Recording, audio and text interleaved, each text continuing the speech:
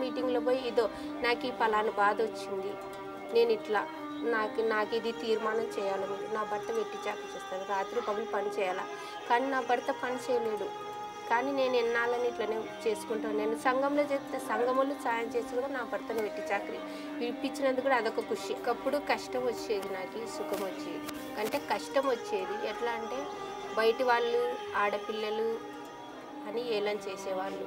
14 సంవత్సరాల అమ్మాయిని నేను స్కూల్కి పంపించాను. అంటే అప్పుడు చాలా కష్టపడినాను అన్నమాట. ఇంట్లో భర్త బయట వాళ్ళు చాలా అవమానించేవాళ్ళు. కానీ ఏంటంటే నేను వాళ్ళతోనుగా కూడా అవమానాలు పడి నేను నా కూతురుని 14 సంవత్సరాల అమ్మాయిని విడిచిపెట్టాను. 6 సంవత్సరాలకు సెకండ్ పాస్ అయింది.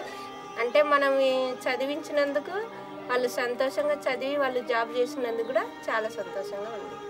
మాకు ఇంత ఖుషి రావడానికి కూడా సంఘము, గ్రామ సంఘము, మండల సమాఖ్య నాకు సాయం చేసినందుకు కూడా నాకు ఇంత ఖుషిగా నేను మీతో మాట్లాడగలను.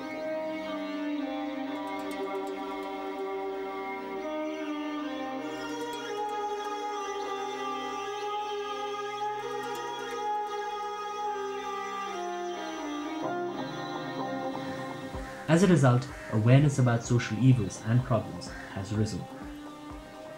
The women also have increased knowledge of their rights and entitlements.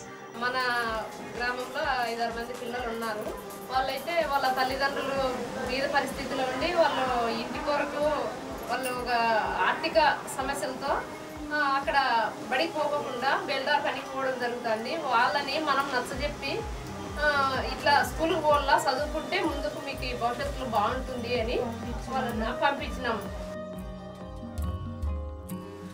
మళ్ళీ ఇప్పుడన్నా స్కూల్కి పంపిద్దామా మన పాపని?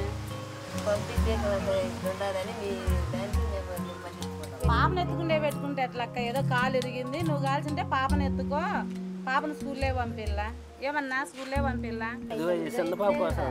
ఏమ్మా స్కూల్కి పోతావా? మీలోనే ఉండేది ఈ పాప చదువుకుంటానంటుంది. మనము ఆర్థిక పరిస్థితుల్లో మళ్ళించుకోకూడదు కదా. ఇప్పుడు మనమంటే చదువు లేదు, మన పిల్లలకి చదువు లేకుండా చెప్తే రేపు పొద్దున రాబో కాలంలో కొన్ని ఇబ్బందులు ఎదుర్కొంటారు. వాళ్ళ కాళ్ళ మీద వాళ్ళు నిలబడాలంటే చదువు ఉండాల.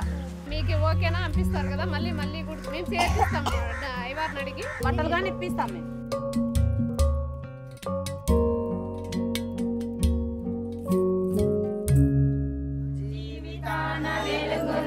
నమ్మకాన్ని పెంచుదాం, స్వర్గమనేదెక్కడున్న నేలపైకి దించుదాం.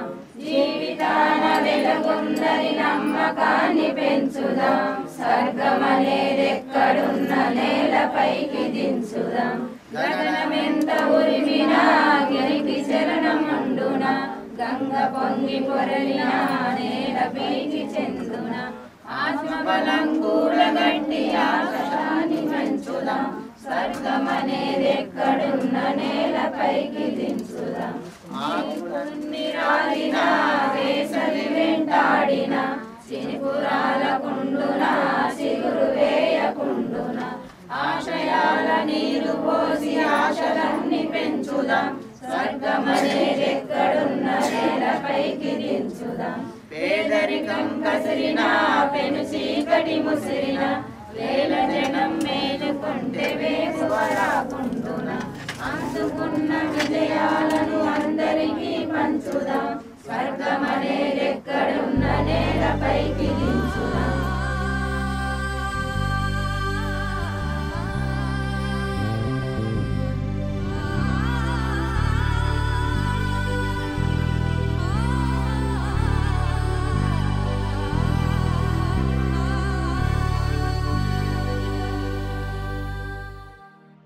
ఊరికి పోవాలనే ఒకరే పోవాలనే భయపడతా ఉంటాము. ఇప్పుడు ఊర్లో పోవాలని ధైర్యంగా పోగలుగుతున్నాము. ఎవరితో అన్నా మీ అట్లా వాళ్ళు వస్తే మాట్లాడాలంటే భయపడతా ఉంటాము. మీ దగ్గర కూడా ధైర్యంగా మాట్లాడే అధికారం వచ్చింది మాకు. ఫస్ట్ 10 రూపాయలు కూడా బయటికి కూరగాయలు కూడా 10 రూపాయలు తీసుకొని తెచ్చుకునే కూడా చిల్లర కూడా తెలియకుండా నాకు ఫస్ట్. ఇప్పుడు ఈ గ్రూపులో ఉన్నందుకు చాలామంది మహిళలకు ఇది పథకంలో డబ్బులు పంచడం, గ్రూపులో తెచ్చుకోవడం, లక్షల వరకు అయినా కూడా ఇప్పుడు లెక్క పెట్టడం తీసుకోవడం చాలా తేడాగా ఉంటుంది. అసలు రూపాయి ఇప్పుడు 100 రూపాయలు కూడా మాకు యజమాని తెచ్చి పెడితే తినడం, ఇట్లా వండుకోవడం ఉండడం. ఒకప్పుడు తేవడం, డబ్బులు ఇవ్వడం, తీసుకోవడం అన్నీ చేతులు తిరుగుతున్నాయి కదా. ఇప్పుడు మాకు ధైర్యం అనేది చాలా తేడా. నేను ఎన్నడూ బయటికి వెళ్ళని దాన్ని, ఒక బస్సు అంటే తెలియని దాన్ని.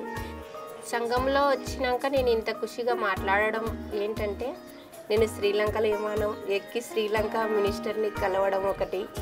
मेरा ऐसा टाइम रहता कि मैं 1 महीना अपने आंध्र प्रदेश में रहती हूँ, 1 महीना उत्तर प्रदेश जाती हूँ, फिर 1 महीना आंध्र प्रदेश आती हूँ, फिर 1 महीना बिहार जाती हूँ, फिर 1 महीना राजस्थान जाती हूँ। ऐसे 1 महीना जब घर पे रहती हूँ तो सारा काम अपने घर का भी संभालती हूँ और फिर अपने समूह का भी संभालती हूँ। अपने ब्लॉक संगठन में भी जाके मैं हमेशा काम करती रहती हूँ। Today, the investment in time and effort that is made in the setting up of self-help groups and the scaled-up federations is paying off. The lives of many members have been changed for the better. They have become agents of change and accomplishment for other people to follow. They are more powerful together and singularly than they have ever been before. They are changing the future lives of their children with the choices they make and the awareness they gain. Most of all, of course, they are learning the power of their own voice.